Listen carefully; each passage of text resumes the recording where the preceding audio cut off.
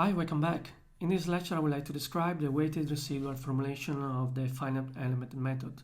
As we have seen in the previous lecture, there are two ways to derive the FEM. The first one is the one that I'm going to present in this lecture, the weighted residual formulation. The second one is called variational formulation of the FEM. I'm not going to cover this formulation in this course. However, the textbook presents how to derive it. In this lecture, I would like to give a general recipe for solving differential equation by using the FEM. The first step is actually to define the problem. As we have done in the finite difference lectures, the equation that we're going to solve is the following on this slide. So we have L, that is an operator that is acting on an unknown function called f, that is equal to S, that stands for the source or the known term of the problem. So we hide all the complexity of the differential terms, the differentiation terms that we sum it up in this operator L. Our major goal is to find our unknown function f. And this problem is defined on the domain omega, that is continuous. As in the finite difference technique, the very first step in our solution is the discretization step. Discretization means that we are subdividing the solution domain into cells. So we have a continuous space and then we take many cells. The cells in the finite element methods are called elements. For example, a two-domain can be subdivided into triangles or quadrilaterals. So we have 2D domain and then we divide it in a small cell called elements. The second step, that probably is the most important part when it comes to FEM, is the approximation of solution with the basis functions.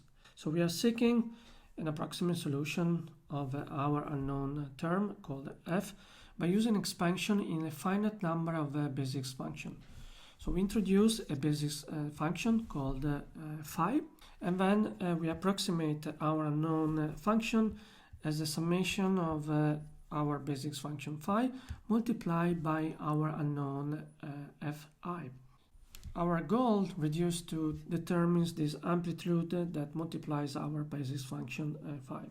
So the fi are the unknown coefficient or amplitudes that are multiplying the basis function fi. So we will introduce a basis function called fi, and then we will express our unknown function in terms of this basis function, and our problem will be to calculate this fi.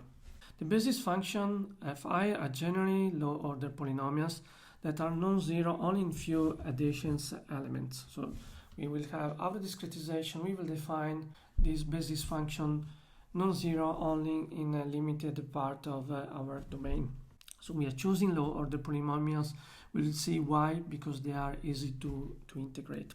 The third step of our recipe for deriving the FEM is to form a residual.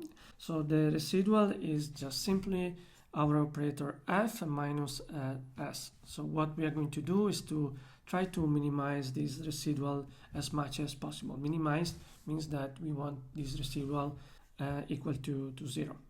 So we want to make this function as small as possible, and we want this to be 0. So in general, if we have many points and then we calculate the residual in different points, the residual won't be 0 for each point. That means that the residual won't be equal to 0 point-wise. But we require to be 0 in the so-called weak sense by setting a weighted average of it to 0. So instead of solving this equation here point-wise, what we're going to do is to take an equation where this residual is equal to 0 in the integral weak form, that is the weighted average. So as I told you in the previous slides, we are going to solve the residual equation in a weighted average.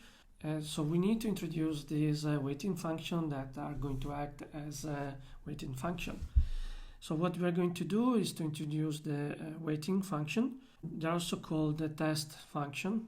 we are going to call this function wi, where I is equal to 1 to n, as many as unknown coefficient we have in the problem. And what we're going to do is to weight the residual r against this weighted function. Often these weighting functions are the same of the basis function. So we saw that the second step introduced this function phi that are the basis function we express our solution f. In the case that our test function or weight function are equal to the basis function, then the method is called Galerkin method. So the Galerkin method is finite element methods where the test function or weight function are equal to the basis function. When we introduce the weight or the test function in the problem, what we are going to do is to set the weighted residual to 0 and solve for the unknowns f. So what we are going to do is to weight our residual, so we have our residual function, and then we are going to have a set of weighting function I. So for instance, if we have n unknowns term, we are going to have n test function, and also we are going to have n different equations. So this bracket here means is just a dot product in the continuous space. So this is integral. So this we take n function and we are going to set this integral formulation. So in this case we're going to have I equal to 0, I equal to 1, to 2. So we're going to have a number of equations, each one that is calculating in this way. So we're going to have an equation taking our test function multiplied by the residual of our equation and taking the integral. As I told you before, we are taking this residual in the integral average. So this weighted average is calculating in this way by taking the integral, multiplying the residual by the test function. And we're going to have a number of equations from 1 to n, where n is the number of unknowns. So the way to see this is that we're taking the first equation for I equal to 1, and we're going to have one integral equation, and then we're going to have a second equation where we use the test function equal to 2, so, and so forth and so on. So these are the basic very simple step. So our finite elements usually refers to an element, typically for instance a triangle in 2D, together with the polynomial space that defined in this element, and that is the basis function that we will define on the element itself. Typically when we talk about finite elements in general, we also talk about the degrees of freedom defined on this space, and these are the values of the linear function in the corners node of triangles. However, when it comes to sum, this is seldom used in our case, and we basically tend to focus on the basis function used to expand to the solution instead, without introducing the freedom.